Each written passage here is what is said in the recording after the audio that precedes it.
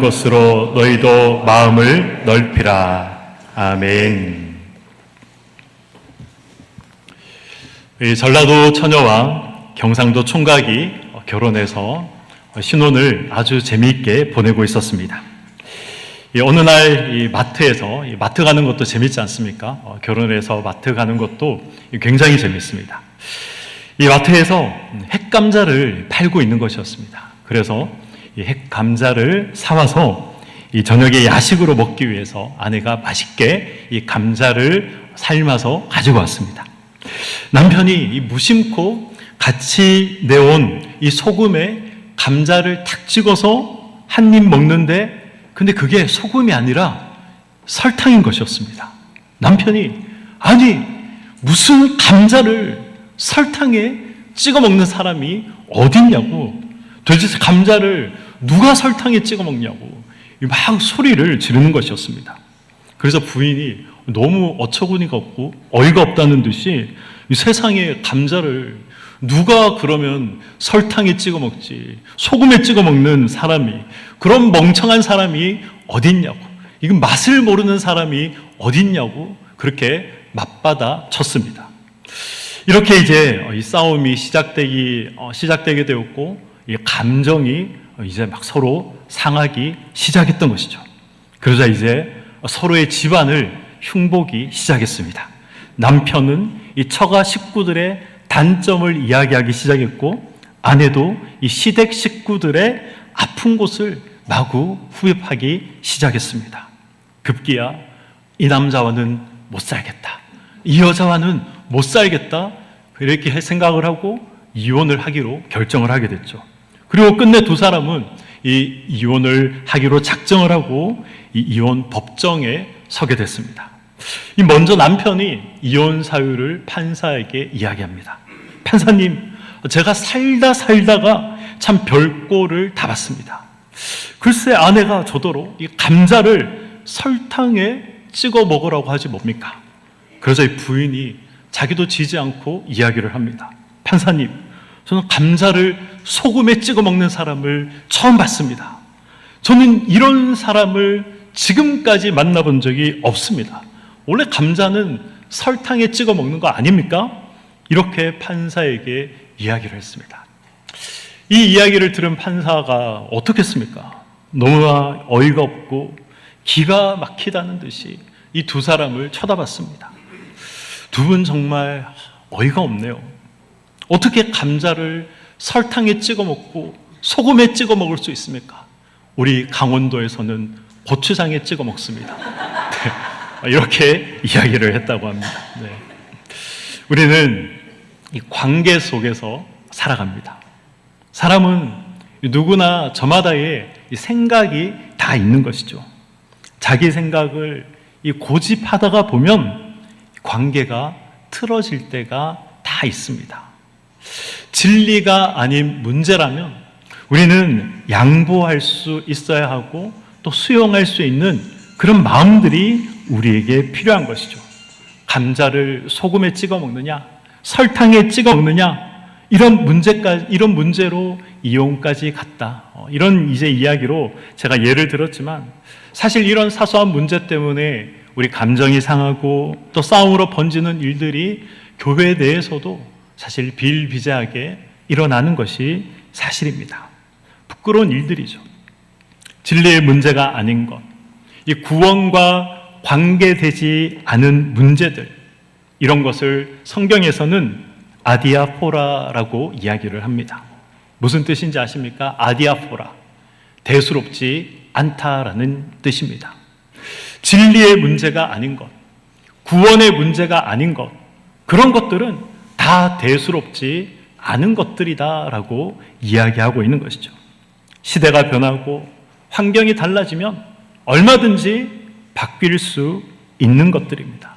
이것이 바로 아디아포라라는 이 말의 의미인 것입니다. 제가 정말 감사한 것은 이 아디아포라의 마음을 우리 장로님들이 가지고 계신다는 것입니다. 제가 부임하고 첫 당일 때 이 강단 위에 신발을 신고 올라오는 것에 대해서 제가 우리 장로님들께 말씀을 드렸습니다. 그랬더니 흔쾌히 그렇게 하자고 말씀을 하시더라고요. 이 강단에 신을 신는 문제는 진리와는 아무런 관련이 없는 문제입니다. 근데 만약 그때 우리 장로님들이 이 진리와 상관없는 이 문제에 대해서 절대 안 됩니다 라고 그렇게 반대하셨다면 저는 더 이상 여기에 대해서 말씀을 드리지 않았을 것입니다. 왜냐하면 진리가 아닌 이 문제에 대해서 제가 고집을 부릴 이유가 없기 때문에 그렇습니다. 그러나 진리의 문제에 있어서는 그렇지 않습니다. 목사는 진리를 말해야 되는 사람이고 성도는 진리를 받아야 하는, 들어야 하는 그런 관계에 있기 때문에 그렇습니다. 목사가 언제 가장 많이 슬프고 언제 가장 많이 답답한지 아십니까? 이 골키퍼 성도를 만날 때 가장 많이 답답하고 가장 많이 슬픕니다. 진리를 선포하고 하나님의 말씀을 말씀드리지만 이 말씀을 어찌나 잘 막아내고 어찌나 잘 받아치시는지 그 모습을 볼 때마다 참 답답하고 슬플 때가 있습니다. 사도 바울이 그랬습니다. 사도 바울이 이 고린도 전서와 후서를 쓰면서 기록하면서 가장 큰 고민이 무엇인지 아십니까? 고린도 교회 교인들에게 하나님의 심정으로, 하나님의 마음으로 하나님의 말씀을 그들에게 전했지만 이 바울의 사도권을 그들이 끊임없이 의심했고 바울의 사도권을 끊임없이 의심했기 때문에 하나님의 말씀을 그들에게 전했지만 그들이 하나님의 말씀으로 받지 않았다는 것입니다. 바울의 말씀을 거부했다는 그 사실이 바울의 마음을 가장 아프게 했던 것입니다. 그래서 바울은 이 안타까운 마음을 담아서 오늘 본문의 말씀을 이 고린도 교회 교인들에게 말씀하고 있는 것이죠. 오늘 본문의 말씀을 다시 한번 읽어보도록 하겠습니다. 11절의 말씀입니다. 고린도인들이여 너희를 향하여 우리의 입이 열리고 우리의 마음이 넓어졌으니, 입이 열렸다라는 말은 하나님의 말씀을 말씀대로 전했다라는 의미입니다. 마음이 넓어졌다는 것은 고린도 교회 교인들을 향해서 이 마음이 열려 있다, 그런 의미인 것입니다. 12절 말씀입니다. 너희가 우리 안에서 좁아진 것이 아니라 오직 너희 심정에서 좁아진 것이니라. 무슨 말씀입니까? 고린도 교회 이 교인들 마음이 지금 닫혀 있다라는 것이죠. 나는 너희들에게 마음이 열려 있고 나는 너희들에게 하나님의 말씀을 지금 전하고 있지만 그러나 너희들의 마음이 닫혀 있어서 하나님의 말씀을 받지 않고 열려 있는 나의 마음을 너희들의 마음이 닫혀 있기 때문에 받아주지 않구나라고 이야기하고 있는 것이죠. 13절의 말씀을 보시기 바랍니다. 내가 자녀에게 말하듯 하노니 보답하는 것으로 너희도 마음을 넓히라라고 이야기하고 있습니다.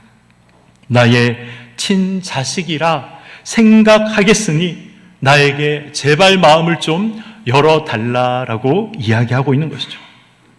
고린도 교회 교인들이 바울에게 마음을 열어야 하는 이유가 무엇입니까? 목자와 성도와의 관계에 있기 때문에 그렇습니다. 목자와 성도와의 이 관계에 있기 때문에 마음을 열어야 되는 것이죠. 목자는 성도를 향해 마음을 열어야 됩니다. 성도는 목자를 향해 마음을 열어야 하는 것이죠. 이것이 목자와 성도와의 관계에서 굉장히 중요한 문제인 것입니다. 목자와 성도의 관계를 이해하기 위해서는 목자와 성도가 가지는 이 각자의 책임이 무엇인가를 우리는 먼저 또 이해할 필요가 있습니다. 목자는 성도에게 어떤 책임을 가지고 있을까요? 진리와 생명을 전해야 하는 그러한 책임이 있습니다. 헌신과 사랑의 책임이 목자에게는 있는 것이죠. 이것이 목자가 성도에게 가지는 당연한 책임인 것입니다.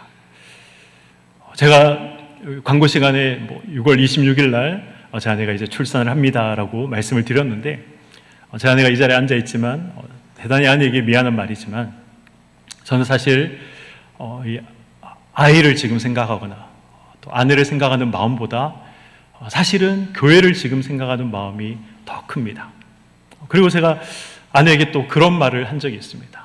전쟁이 나면 나는 도망가거나 피난 가는 것이 아니라 교회에 가야 될 사람이다. 교회를 지켜야 될 사람이다. 피난은 당신 혼자 가야 될 수도 있다. 제가 그렇게 말한 적이 있습니다. 그게 목사의 책임이니까 교회를 지키고 성도를 돌아보고 그게 목사가 해야 할 일입니다. 그게 목사의 책임인 것이죠. 에베소서 5장에 보면 아내와 남편에게 주시는 말씀이 있습니다. 에베소서 5장 22절의 말씀입니다. 아내들이여 자기 남편에게 복종하기를 주께 하듯 하라라고 말씀하고 있습니다. 25절은 어떻게 말씀하고 있습니까? 남편들아 아내 사랑하기를 그리스도께서 교회를 사랑하시고 그 교회를 위하여 자신을 주심같이 하라라고 말씀하고 있죠. 남편과 아내에게 주시는 말씀이자 또 교회와 성도에게 주시는 말씀입니다. 남편에게 복종해야 하는 이 아내의 책임과 그리고 목숨을 걸고 아내를 사랑해야 하는 이 남편의 책임에 대해서 말씀하고 있는 것입니다. 남편이 이 복종의 대상이 될 만한 그러한 사람인가 아닌가, 아내가 이 사랑할 만한 그러한 대상이 될 만한 사람인가 아닌가, 그것과는 전혀 상관없이 남편은 남편으로서 책임을 다하고 아내는 아내로서 책임을 다하라는 것입니다. 남편이 복종할 만한 사람이냐 아니냐를 떠나서 아내는 남편에게 복종하는 것이 주어진 책임인 것입니다. 아내가 사랑할 만한 사람이냐 아니냐를 떠나서 남편은 아내를 목숨을 다해서 사랑해야 하는 것이 주어진 책임인 것입니다. 이러한 성경적인 원리는 목자와 성도의 관계에서도 동일하게 적용되는 관계인 것입니다. 목자가 목자다운가를 따지기 전에 성도는 목자에 대해 마땅히 가져야 하는 그런 책임이 있는 것입니다. 동일하게 목자는 성도를 대할 때 그 성도를 사랑할 만한가? 그 성도를 위해서 헌신할 만한가? 이러한 것들을 따지기 전에 온 힘을 다해서 성도를 사랑하고 온 힘을 다해서 성도를 위해서 헌신해야 할 책임이 목자에게 있는 것입니다. 그것이 바로 성경이 가르치고 있는 말씀인 것이죠. 성도는 목자에게 어떤 책임이 있습니까? 골로새서 1장 3절에서 4절의 말씀을 한번 보도록 하겠습니다. 우리 3절과 4절의 말씀을 함께 읽도록 하겠습니다. 시작.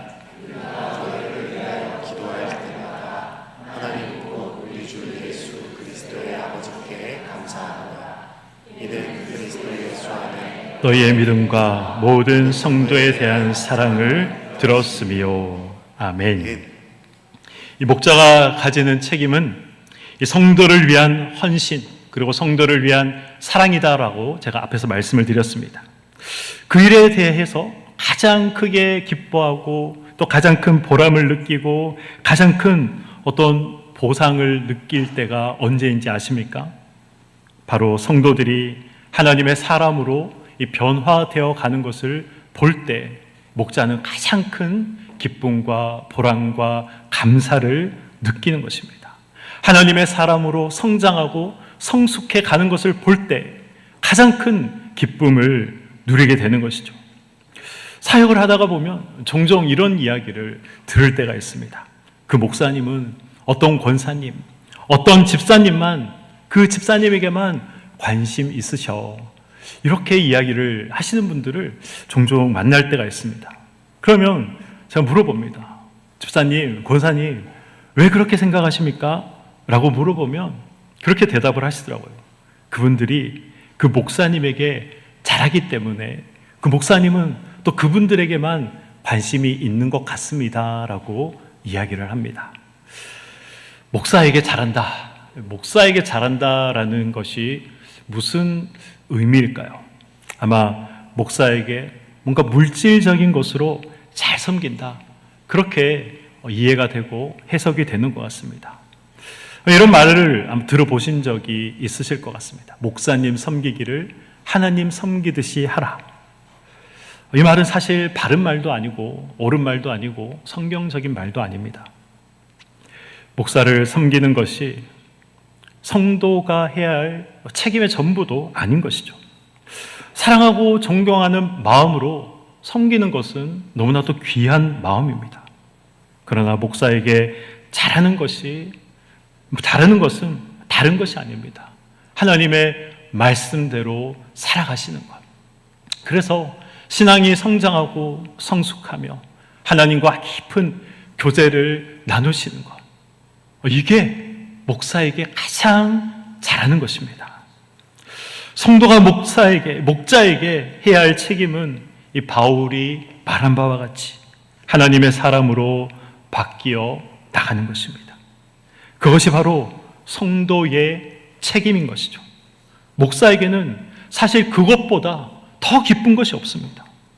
목자가 무엇입니까? 목자란 한 교회를 책임지고 있는 목사를 의미합니다. 그러나 조금 더 그 의미를 넓혀서 생각해 본다면 교회의 어른인 우리 장로님들, 그리고 또 우리 교사들, 또 구역장도 다 목자에 해당됩니다. 오늘 이 자리에 주일학교 교사들도 계실 것이고 또 구역장들도 계십니다. 반아이들이 말씀으로 믿음으로 성장해 나가는 모습을 볼 때 너무 기쁘지 않습니까? 구역 식구들이 말씀으로 성장해 나가는 것을 볼 때 너무 감사하고 너무 기쁘지 않습니까? 그런 기쁨이 저에게도 가장 큰 기쁨이라는 것입니다. 갈라디아서 6장에 이 교회가 기억해야 할 아주 중요한 교훈이 기록이 되어 있습니다. 갈라디아서 6장 6절에서 9절의 말씀입니다. 가르침을 받는 자는 말씀을 가르치는 자와 모든 좋은 것을 함께 하라. 스스로 속이지 말라. 하나님은 업신여김을 받지 아니하시나니 사람이 무엇으로 심든지 그대로 거두리라. 자기의 육체를 위하여 심는 자는 육체로부터 썩어질 것을 거두고 성령을 위하여 심는 자는 성령으로부터 영생을 거두리라. 우리가 선을 행하되 낙심하지 말지니 포기하지 아니하면 때가 이름에 거두리라. 아멘. 바울은 지금 가르침을 받는 자는 말씀을 가르치는 자와 모든 좋은 것을 함께 하라라고 지금 말씀하고 있습니다. 가르침을 받는 자, 이 가르침을 받는 자는 누구를 의미하는 것입니까? 믿음 안에서 말씀을 배우는 자들, 즉 성도를 이야기하는 것입니다. 그러면 가르치는 자, 이 가르치는 자는 누구입니까? 목사와 또 교사를 이야기하는 것이죠. 가르침을 받는 자는 말씀을 가르치는 자와 어떻게 하라라고 말씀하고 있습니까? 모든 좋은 것을 함께 하라라고 말씀하고 있습니다. 여기에는 두 가지 의미가 있습니다. 첫 번째 의미는 이렇습니다. 이 좋은 것에 해당하는 헬라어는 이 아가도스라는 이 단어가 사용이 됩니다. 이 아가도스는 영적으로 선하다, 영적으로 선한 것, 그런 의미가 있습니다. 그리고 함께 하라라는 이 말에 해당하는 헬라어는 이 코이노네오라는 단어가 사용되는데 어떤 일에 참여하다, 어떤 일에 참여하다, 그런 의미가 있습니다.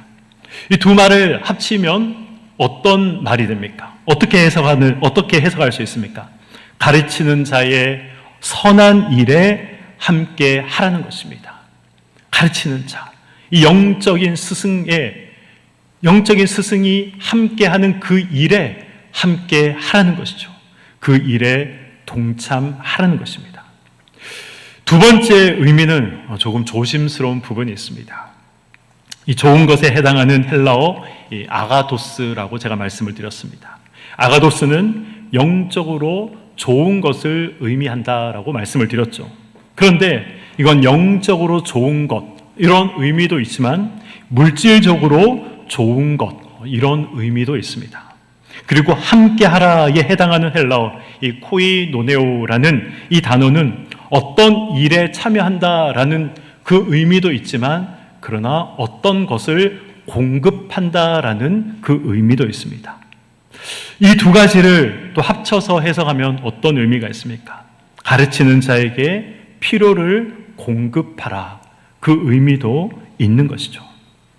그래서 이 가르치는 자와 모든 좋은 것을 함께하라. 그 의미에는 그 선한 것, 그러니까 모든 영적인 것에 함께하라. 그 의미도 있고 또 그 가르치는 자에게 필요를 공급하라. 그 의미도 있는 것입니다. 예수님도 누가복음 10장 7절에 제자를 파송하시면서 일꾼이 그 삭을 받는 것이 마땅하다라고 말씀을 하십니다. 바울도 고린도서 9장 11절에 보면 우리가 너희에게 신령한 것을 뿌렸으니 육적인 것을 거두는 것이 합당하다라고 성경은 말씀하고 있습니다. 그리고 이 말씀이 어디로 지금 연결이 되고 있습니까? 7절에 보면 사람이 무엇으로 심든지 그대로 거둔다라는 이 말씀과 이제 연결이 되고 있는 것이죠. 왜 성경은 이 말씀을 가르치는 자에게 모든 좋은 것을 함께 하라라고 지금 말씀하고 있습니까? 결국 그것이 나에게 돌아오기 때문에 그렇습니다. 내가 말씀을 알아가고 내 신앙이 성장하기 위해서 함께 하고 함께 심어라 라고 말씀하고 있는 것이죠. 성도들이 해야 하는 이 중요한 일 중에 하나는 하나님께서 앞에 세운 이 하나님의 일꾼을 따뜻한 마음과 정성을 가지고 대하는 것입니다. 그 일꾼이 이 양떼에게 열심을 다하고 정성을 다하고 온 진액을 다 쏟아내도록 해야 합니다. 우리는 이 모두 다 상호작용하는 그런 존재들입니다. 서로가 서로에게 좋은 것을 심어야 합니다. 목사가 성도에게 좋은 것을 심어야 하는 것은 두말할 필요가 없습니다. 그러나 성도도 목사에게 좋은 것을 심어야 됩니다. 성도가 목사에게 심어줄 수 있는 가장 좋은 것은 무엇입니까? 함께하는 것입니다. 예배의 자리에 함께하는 것, 기도의 자리에 함께하는 것, 말씀을 배우는 자리에 함께하는 것, 내가 있어야 할 자리에 마땅히 함께하는 것, 그것이 목사에게 가장 큰 힘을 주는 것입니다. 마음과 정성을 모아 주는 것입니다. 그러면 목사는 다시 힘을 내어서 어떻게 하면 또 우리 성도들에게 귀한 것을 심어줄 수 있을까? 고민하고 힘쓰고 애쓰고 기도하고 또 하나님 앞에 발버둥 치게 되는 것입니다. 우리는 서로가 서로에게 또 심는 존재이고 서로가 서로에게 거두는 존재라는 사실을 꼭 기억하시기 바랍니다. 목사만 좋은 것을 심는 존재도 아니고 또 성도에게만 목사가 좋은 것을 심김을 받는 존재도 아닙니다. 목사와 성도는 서로가 서로에게 좋은 것을 심어줘야 하는 존재이고 또 서로가 서로에게 아름다운 열매를 줘야 하는 그런 존재라는 사실을 기억하시기 바랍니다. 또 교회는 지금 당장 어떤 혜택을 보는 것이 아니더라도 우리는 우리의 자녀와 우리의 후손과 우리 다음 세대를 위해서 또 우리는 심어야 합니다. 하나님은 사람을 세우시고 또 사람을 통해서 하나님은 일하시는 분이십니다. 그렇다면 우리는 무엇을 준비해야 됩니까? 사람을 준비해야 하는 것이죠. 예수님이 재림하실 때까지 하나님 우리 사명을 감당하는 우리 교회 되게 해 주십시오. 그렇게 우리가 기도한다면 동시에 우리는 다음 세대를 세우고 다음 세대를 준비하는 그 일에도 최선을 다해서 우리는 준비하고 심어야 하는 것입니다. 기도만 하고 심지 않으면 그 기도는 허공에서만 맴도는 그런 기도가 되는 것입니다. 지금 현재 서로가 서로를 위해서 우리가 잘 심어야 하지만 우리는 미래를 위해서도 잘 심어야 합니다. 기도를 심어야 하고 물질을 심어야 하고 헌신을 심어야 하는 것입니다. 그럴 때 우리는 계속해서 아름다운 열매를 맺을 수 있는 것입니다. 우리는 자기의 역할을 잘 감당해야 됩니다. 목사는 목사의 역할을 잘 감당해야 되고, 성도는 성도의 역할을 잘 감당해야 됩니다. 그것이 서로가 서로에게 좋은 것을 심는 것입니다. 목사는 성도에게, 성도는 목사에게, 서로가 서로에게 좋은 것을 심어야 하는 그런 존재입니다.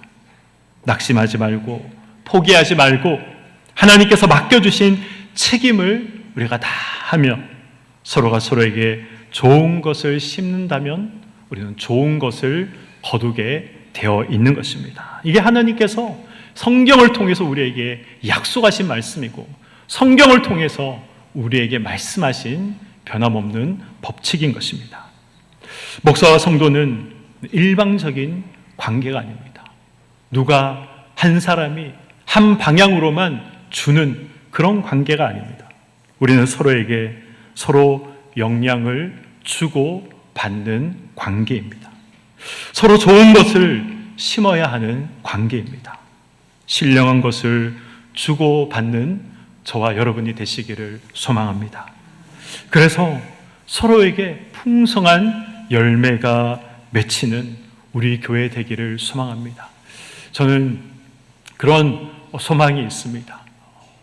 우리 교회가 정말 예수 그리스도께서 이 땅에 오시는 그날까지 지금 현재에도 우리가 서로가 서로에게 좋은 것을 심고, 지금 현재에도 그래서 아름다운 열매를 맺을 뿐만 아니라, 그것을 거두고 나눌 뿐만 아니라 앞으로 우리 다음 세대를 위해서도 어떻게 하면 우리가 좋은 것을 심을 수 있을까? 어떻게 하면 우리가 아름다운 열매를 또 우리 다음 세대들도 거두게 하고 맛보게 할 수 있을까? 그것을 우리가 함께 고민하고, 그래서 또 하나님이 기뻐하시는 교회로 끊임없이 또 사명을 잘 감당하는 우리 교회가 되기를, 우리가 되기를 주님의 이름으로 간절히 축원드립니다. 아멘.